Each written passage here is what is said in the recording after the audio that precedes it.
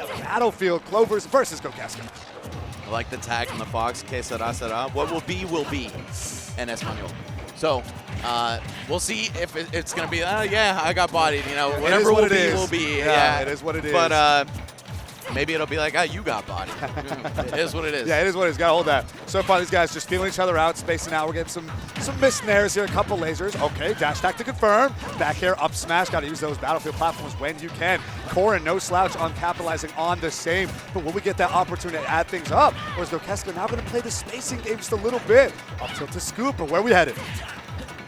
So far, it's been pretty good for Gokeska. They've maintained a lead throughout the entirety of the game, all 45 seconds of it. I think Fox is one of the best picks into Corin, just because you have lightning fast punishes, that dash attack particularly. No throwing out these aerials for free. Yeah, look at that. You saw Clovers is already like, hold on, Fox might be right in my face. I better shield. Oh, it's just going to be a simple grab. The strike throw mix-ups looking like Cammy out here. There you go. Get the reverse hitbox there on the up smash. Dragon Fang just to help pressure and help the recovery a little bit. 40% of a difference here. What can we do? There's the Nair, looking for potentially an up air or a back air. Clover still playing on the back foot, just a little bit. The fear. I see it. Down tilt to scoop. Air dodge to catch, but no, Gokeska hungry for this kill. And you know the next down tilt that comes out, there's so many layers to the mental game between these two now. It's like, all right, I saw the air dodge last time. I better be looking out for that. But then Gokeska's going to be like, well, I air dodged last time. I can't do that at all costs. Nope, no, here it is. Wow. And actually catching landing with the back air here. Clovers slowed down the pace of the game immeasurably. Wow, risky downer. Punish the up smash though. Down tilt to scoop ups for another down tilt instead of an up tilt to keep the combo going. Still 8% of extra credit isn't nothing. There's a down tilt fishing for an up air here on the platform. Fair. Catch a jump. To make it back. That was almost really bad. Clovers, not quite capitalizing, but still striking fear. The potential was there. Heart. Yeah, potential was there. Little ledge mix-up right there. Gonna stick the pin into the stage and then simply drop. Of course, you lose your ledge invincibility, but you throw off their timing. Ooh, unfortunately, not enough to get you back on stage alive. Now we're tied up at 2 stocks, but the percents are telling a much different story. Could change up in the blink of an eye if Fox gets one of those up airs again. Yeah, this is the pace of game that Clovers wants to be playing. Honestly, not even committing too hard to converting, just keeping distance. Maybe I'll get my fair, maybe one more fair, maybe an up air. Not going to push advantage, stay too hard, because I don't want to get thrown in the ringer. The Fox blender, like you brought before, the strike throw mix, the pressure up close. So dangerous. So I like that. Keep your distance. Don't get greedy for damage conversions. Just take your pokes, take your winning states when you have them, and try to close out the stock when you get the chance. But honestly, Gokeska have been doing a good job of finding those opportunities in and evening up these percents. You can see how quickly you start bleeding once Fox gets his hands on you. Already a virtually even game. Hold on though, Clovers with a chance. No, just gonna send his opponent actually back onto the stage. There it is, fishing for a forward air. Oh no, reverse pin there. I'm not quite sure what they're looking for. Still able to land with an aerial. Get Fox out of here. 152%. This guy belongs in a retirement. Challenges the up here, but air dodge in. The up will not make it back. What a crazy trade-off stage. And now Gokeska in the lead. 1 touch away from death. Like I said, on his way out. Get this man in a retirement home. You see his graying out his hairs and everything.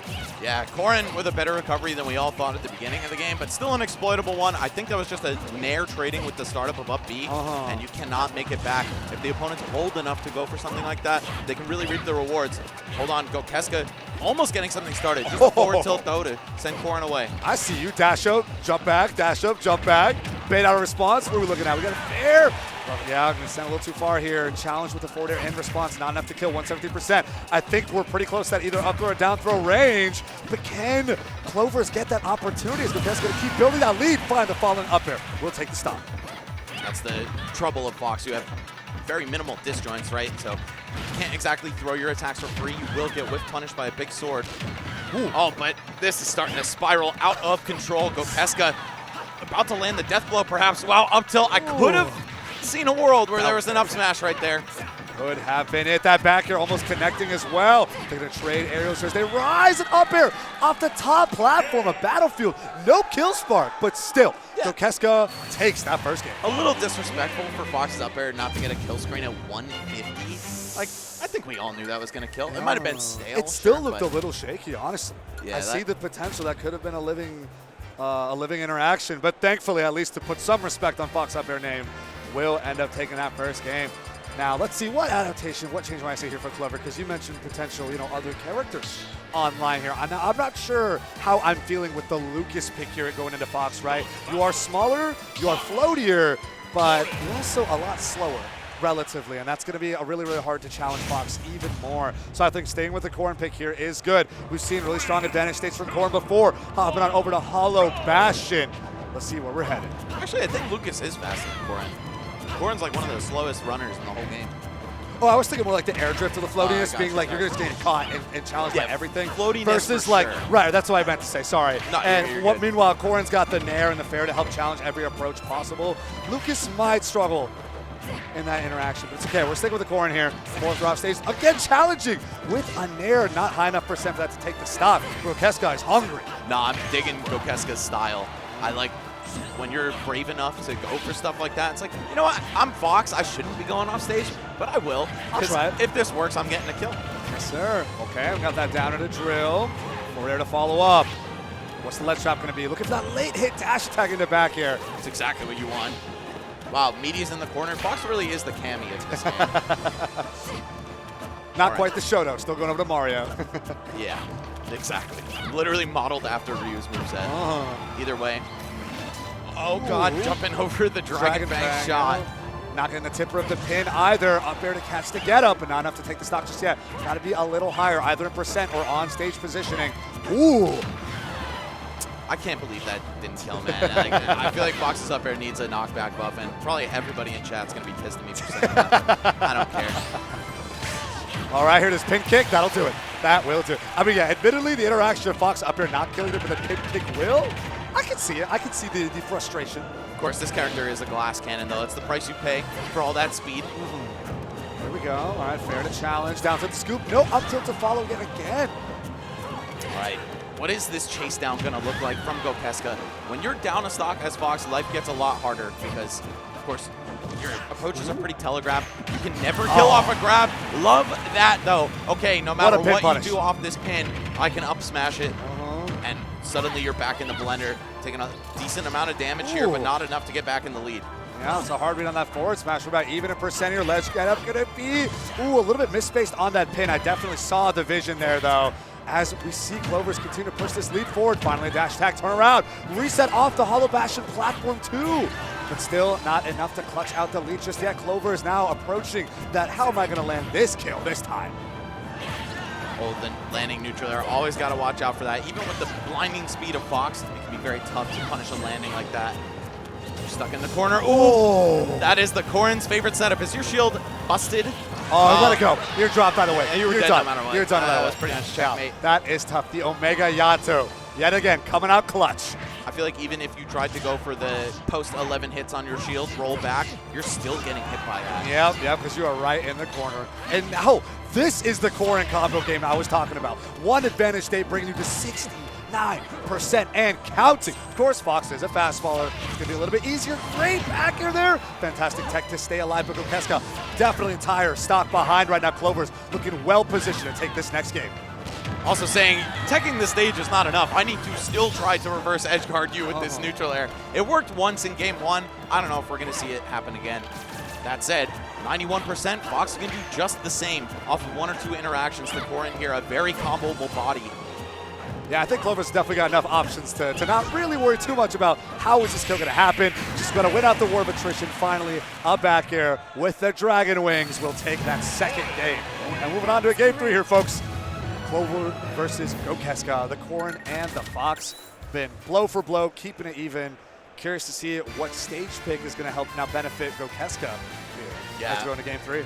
Both players with a chance to show what they've got, putting one on the board, but it's all going to come down to this. And dare I say, they're pretty evenly matched from what I've seen so far. Yeah. They can both really push an advantage state, if we can see. At first, we only saw Gokeska pull it out, and it sounded like, okay, you know what? Clover's just trying to keep things even, barely cinching out these stocks. But no, that second game, Clover's like, no. Hold this 2-stock. There it is. All right, Clover, we see you. We see you. They both can really run an advantage state all the way to the bank. Of course, it does come down to who gets momentum first, as do many games, but especially in a matchup like this. Fox is one of those characters that's so hard to stop. Corin's one of those characters that's so hard to crack through the defense and the wall of hitboxes that you're able to put out. Right. When it's into that Corin flow state, feels like your opponent can never play the game. And that's the exact opposite of what Fox is looking for. We into that Fox flow state, getting that volatility momentum here. Although it's displayed a little bit differently, the idea, the concept remains the same. Oh, a little shaky hand action from Clovers there. Kind of surprised for a tournament veteran, but there are some players out there, you know, who do struggle to conquer their nerves or some of those like body language tells that there's a lot on the line right now, and they're still able to push through. So big respect if Clover still wins the set. You can see the sweat on his brow as well. Oh man, things are getting heated. They are getting heated. Like I said, this is just pools here at Supernova. We're going to a Game 3 banger. Let's get it going, Max. Pokemon Stadium 2, usually the first map of a set. It's going to be the last one in this case. Our grand finale. I like this for Fox, though. Good counter pick on gokeska's part. You have a lot of room to play this run and gun game should you choose to. Fox does not always have to engage. Sometimes he can just run to the other side of the stage and take that chip damage. All right, now trying to see if Clovers push a ledge trap situation. Gokeska actually really playing the far distance slow game of I'm not going to interact, I'm just going to laser you for a long, long time. Finally lands a dash attack to get something going. But hey, I mean, the laser game's been working. It's about, ooh, never mind. I'll take my words back right there, as finally trying to interact has pushed everything right back into Clover's favor. All that off one landing neutral air. That really does open up the world for Corin. Now we're back to slight even, but slightly in gokeska's favor. How are you getting down to the ground here? Yeah, I feel like if you watch out for that landing there, which is obviously the optimal thing for Corin to get, then, you know, you're not going to get blown up for a ton of percent at the very least. Right, and this kind of paints a very interesting game here for Clovers where, no. Jumpless. So unfortunate. Oh, in a Game 3 of a set this close, dropping through ledge like that it's going to be painful. Hopefully Clovers can regain themselves, get their momentum back. There's a ping kick. We're going to get a kill spark on that, but it's definitely not going to be enough to take the stock just yet. 93% here on gokeska. Clover's still not too far behind. This game, this set, still very winnable both ways. Oh, here we go. Even it up. The amount of hitboxes on the dash attack, just letting their guard down for 1 second at the end of it. It's going to turn into a kill as well.